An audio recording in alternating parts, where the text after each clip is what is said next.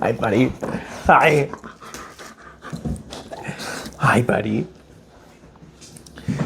That's probably gonna happen a few more times while I'm doing this. When it comes to action figure collecting, there appears to be one rule that supersedes any other rules that we may have as collectors. Sometimes we find ourselves on really tight budgets, we set our own limitations for ourselves, we're only gonna collect this line, or we're only gonna collect from this manufacturer. But then there is the one rule, and that is the rule of cool. Despite any guidelines or limitations you might hold for yourself, the rule of cool states that when an action figure is just cool enough, you're gonna pick it up. For example, I don't collect any Jurassic Park or Jurassic World toys. Every time I start up a live stream, someone's asking me, hey, do you collect Hammond Collection? Do you collect Jurassic World stuff?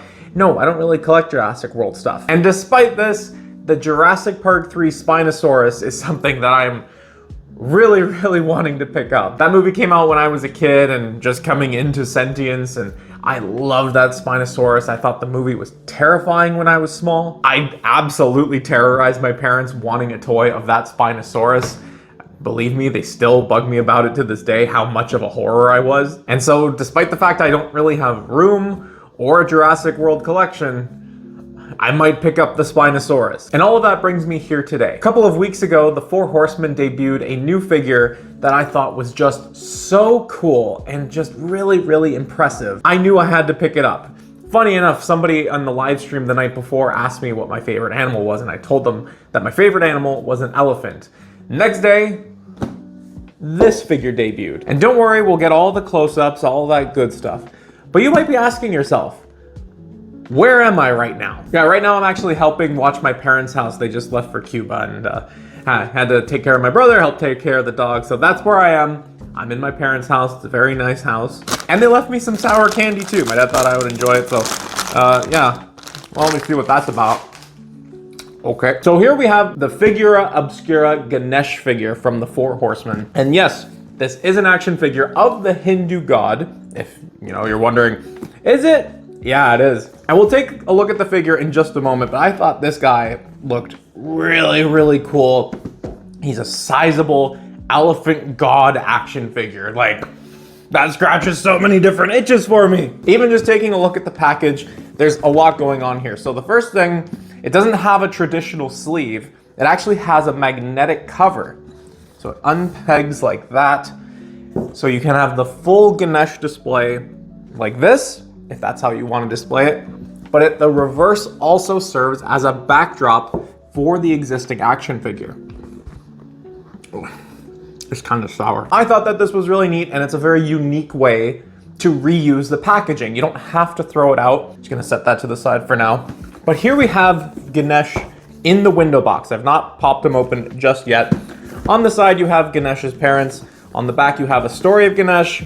Basically, Ganesh's parents were gifted a really special mango that would impart all of the world's wisdom and knowledge to them. So the parents really didn't know should they give it to Ganesh or to his brother, and they issued a challenge. They said the first of you to circle the world 3 times would earn the mango and achieve godhood, I guess. And so his brother got onto a bird and made way to circle the world 3 times. Ganesh himself actually just got up and walked around his parents 3 times and said, "You guys are my whole world, so I've completed the challenge." And his parents thought, "Oh, like, that's so sweet and nice. Yeah, you can have the special mango." His brother came back, and you'd think he'd be pissed, but apparently he was just like, "Nah, I got bested that time." So you can see Ganesh, Figura Obscura, Four Horsemen. That's enough of that. Let's get him out of the box. So lots going on here. There's stuff falling off. Lots of accessories there.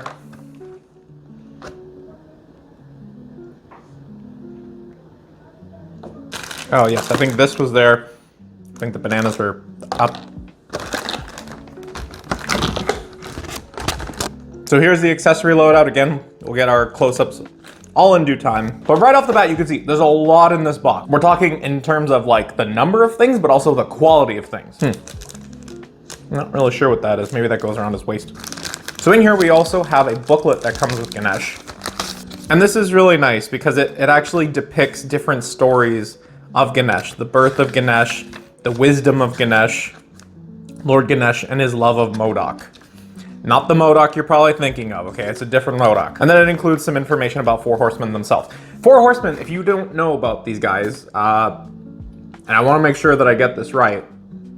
If I don't get it right, I'm going to cut this. Four dudes who were like well-established in the toy industry, really great sculptors, painters, basically doing everybody else's work, and then eventually decided to open their own studio and make some really, really cool things.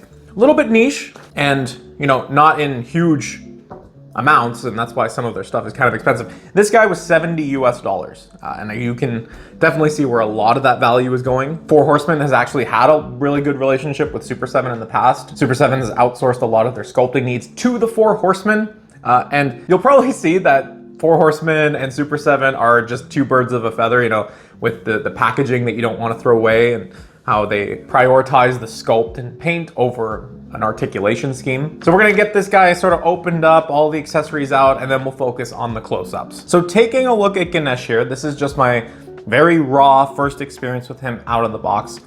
Many, many, many accessories. Let's just break it down real quick.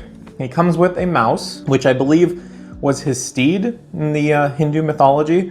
He comes with a helmet, and this just simply slides on and off the figure. At the top of the helmet, it's like 9.5 inches tall, which is really crazy. He comes with an extra set of arms because he has ports on the back that we'll show off in just a little bit, but you can port extra arms. Hindu gods known especially for their multiple arms. Interchangeable hands. He has a parashu, also known as an axe. Ganesh himself is not really known for being a warrior to the best of my knowledge. He's much more of a wise figure, but he's ready to throw down if he needs to. He has many fruits. He's got some bananas, some grapes, some apples. In the mythology, Ganesh really loves his sweets. In fact, he also has a plate of modaka, which is a bunch of sweet dumplings. He has this piece here, which I'm not quite sure. I haven't brushed up on my Hindu mythology. He has an interchangeable trunk. This one is pre-posed, whereas this one is bendy wire, so you can articulate it into whatever stance you need. He also has a pedestal for him to sit upon, which is really cool. He has the back ring dormant. You'll see this with a lot of Hindu gods and goddesses, and there is a port in the back that it just kind of slides nicely into. There is this piece here. I'm not sure what it is. I think it might be a sash of some sort, but it feels very flexible, so you should have no problem getting it up and on Ganesh. So in terms of articulation, I think from head to toe, maybe we'll get started. He has swivel hinge ears. So they actually bend forward, backward. You can rotate them. His head is fully articulated. You got a decent range of motion for what is a gigantic elephant head on a humanoid figure. Arms go out about that far. He has swivels at the elbows as well as the bends. You can get them just under 90 degrees, but he extends to a full 180. And then classic swivel hinge. These ones are vertical hinges, so it goes like that. Identical on this side. At the waist, it feels like he wants to move, but he isn't quite moving. So I'm not gonna stress it too much. Maybe I'll apply some heat treatment. He doesn't really have anything in the torso. Again, these guys are preserving the sculpt as much as possible. You get into the legs, and he moves forward, not so much back. He's got knees. It can be difficult to see where the articulation scheme is actually happening because he's got the soft good pants. And then you have the hinges at the ankles as well as a rocker joint. Speaking of accessories, I might have forgotten to talk about this little bag. He's got lots of necklaces and bangles. So as you swap out the wrists, you can insert the bangles and then put the wrists back on so they stay in place. Indian people love their jewelry, love their bangles, so I'm glad that they included so many and so many different variations. So as I said, not a whole lot of articulation in this guy because the horsemen do like to preserve the sculpt as much as possible. They really want the figure to look nice. That being said, I'm gonna throw some images up here just so you can see what kind of poses you can actually get Ganesh into. He's definitely more of an action figure than he is a statue. So let's see if I can get him all equipped here. Also, the Modaka hand is actually two different pieces. So you have the plate of Modaka with the hole in there, and then there's the hand with the peg, just so that it's a little bit easier to display. I can't believe I have a Ganesh action figure. This is so cool. Oh man. You know, some people might think like, is it weird to have like a Ganesh action figure or an action figure of a deity? And you know, like, is it like if somebody were to make a Jesus action figure? First of all, someone has made a Jesus action figure. Second of all, like if this were a statue of Ganesh that you were gonna put on a shrine or something, I don't think people would think twice about it. The fact that you can articulate him and then choose the accessories, I think that just makes it even cooler. Am I gonna have Ganesh displayed on my shelf with him battling Godzilla? Maybe. Maybe. I just might do that. So now he's got the extra axe. And what do I want in his other arm? Maybe I'll have... You know, I'm just realizing, I'm thinking that this is why his tusk is broken. Perhaps it looks like it's similar. If my mom ever finds this video, she's probably yelling at me. I'm sorry, I didn't pay more attention, Mom. I'm sorry. Okay, so then we'll get this one, port it there. Oh man, look at that. That is so cool. That is so cool. Rule of cool. And we'll get this ported. We'll get his helmet on. Oh, that is so cool. Oh my goodness gracious. Look at that. Also, he has millimeter ports on the bottom of his feet if he needs a stand, but he doesn't need a stand. Look at him. Oh man, that is so cool. Am I able to get him maybe into a sitting pose on? Look at that. That's so good. Now look, man, there are probably some of you out there that are looking at this and thinking, what the hell, man? Like, why on earth would you be interested in a figure like this? I just think that this looks so amazing. The paintwork looks really crisp. The sculpt is beautiful, even though it doesn't move as well as I might like it to. The inclusion of soft goods and just a boatload of accessories that can really get Ganesh into however you want him depicted.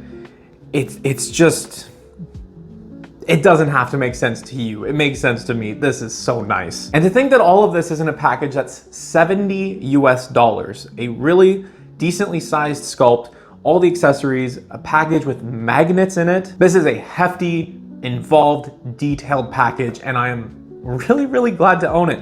This figure sold out really quickly on the Store Horseman website.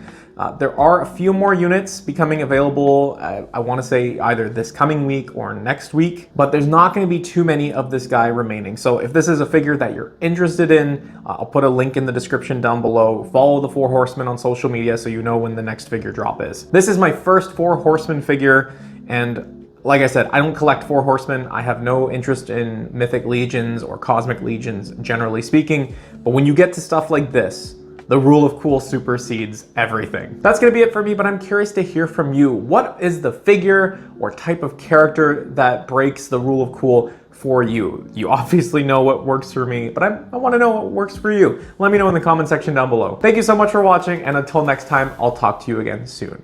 Bye-bye.